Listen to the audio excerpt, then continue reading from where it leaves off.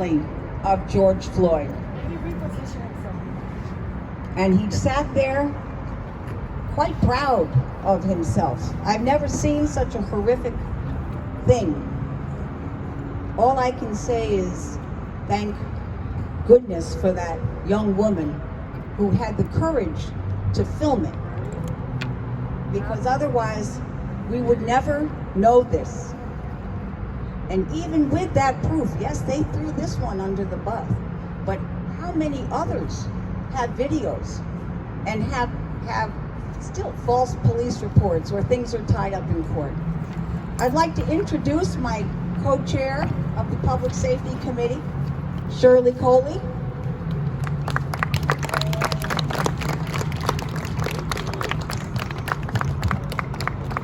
Shirley is an amazing partner, and we work together well as public safety co-chairs, but she's an amazing speaker, and she has a history that she was there at the lunch counter, and she was at the march way back,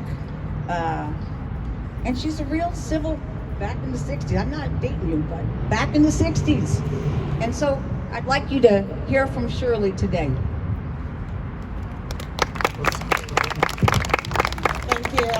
And thank everyone for being here today with us. We really do appreciate seeing you guys here. Thank you so much. My name is Shirley Coley. I was born in Macon, Georgia. I came to New York when I was 17 years old and been in New York ever since. Good evening, ladies and gentlemen. Good evening.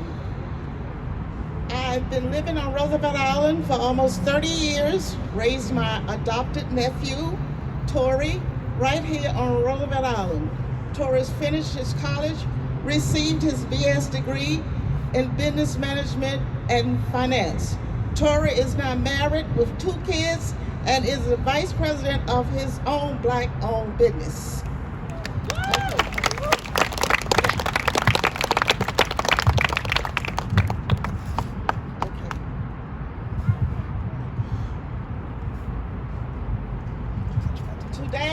Today, I'm going to speak to you from my own experience. Growing up, Macon, Georgia, growing up Black in America. I am 80 years old. If you subtract 66 from 80, you will see how old I was when I became disobedient and rebellious.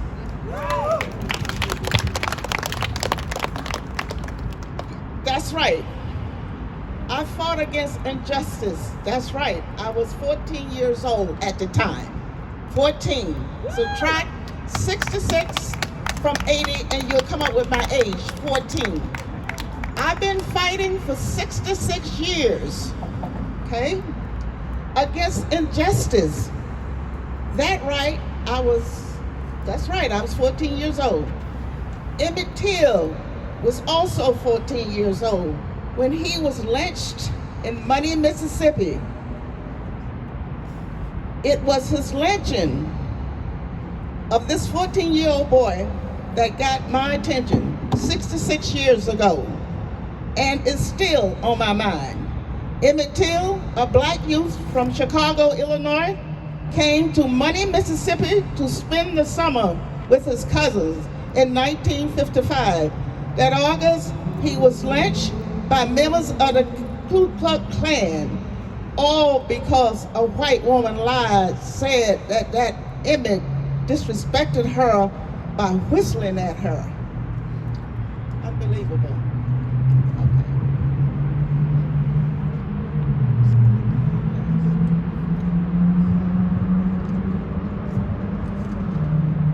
Okay. It was the lynching of Emmett Till that triggered the civil rights movement, or become a symbol of the civil rights movement, Rosa Parks, Martin Luther King. So me, at 14 years old, and my fellow 14-year-old friends and students wanted something done about the lynching of and murder of Emmett Till and other Black men, women, and children in the only country we knew, America. So I marched. I did sit-ins. I got stampeded by horses and jailed. In jail, we refused bail. Word came from Dr. King not to refuse bail. We need you not to refuse bail. We need you in the street. You're not helping by being in jail.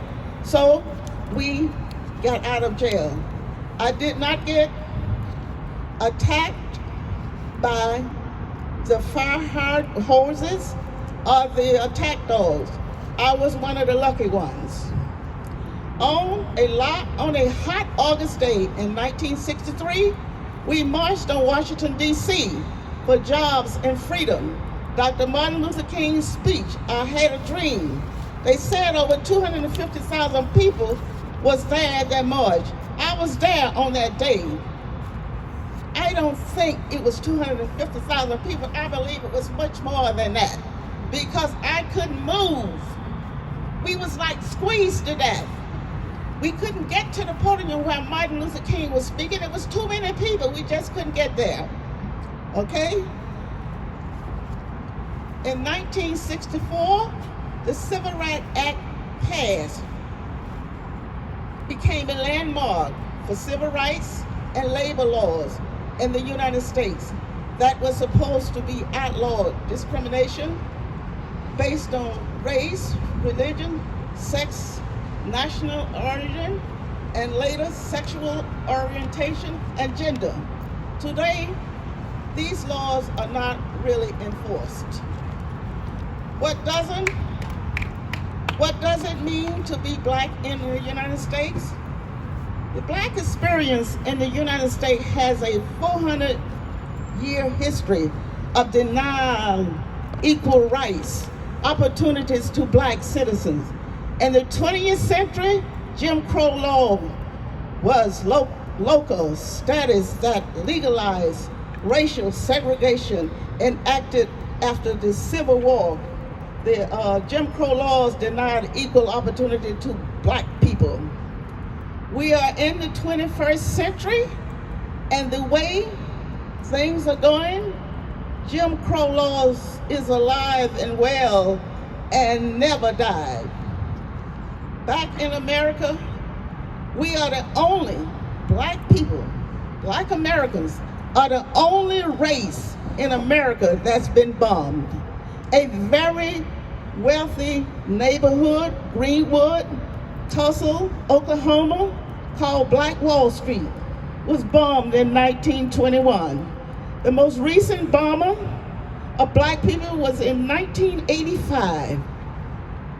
A little group called MOVE in Philadelphia, Pennsylvania, killed 11 people, including 5 children in Philadelphia, Pennsylvania. There has been at least 10 worst massacres of black Americans. Rosewood in Florida, 1923, Atlanta, Georgia, 1906, and of course in 1921, Black Wall Street. These are the ones I know about. Now, this is what they says to me.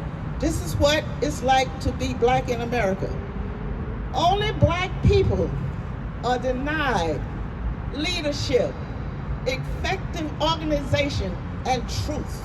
That's something this country has been lying to us for over 400 years, and we still can't get to the truth of what it is. Now, back to George Floyd. George Floyd is a real case. This cop was convicted for murder of a black man just this year. Some people rejoiced, some found the guilty verdict bittersweet. But what actually might happen to him in prison is bringing up host of questions.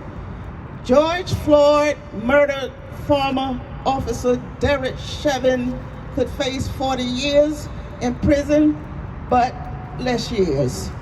Black prison guards was not allowed to guard Chauvin, and that's right.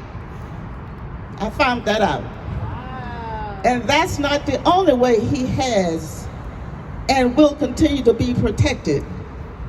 Chavez went to a maximum security prison, more specifically administrative segregation, which means he has his own cell and constant watch by sympathetic guards, white guards. Many are starting to understand that jailing these officers just isn't justice. The system that usually protects white officers from getting sentenced in the first place is the same system that will protect Derek Chauvin in prison. We can't bring back black people's murder by policemen, so the best we can do is abolish this system that killed them in the first place. Okay. They only jailed Derek Chauvin to make us think we have justice. That's the only reason. We don't have justice. We must continue to fight. And in my lifetime, I don't think I'm going to see it. I've been fighting a long time. 66 years is a long time. But I want to thank everybody for being here, and I appreciate you listening to me, and I gave you my best.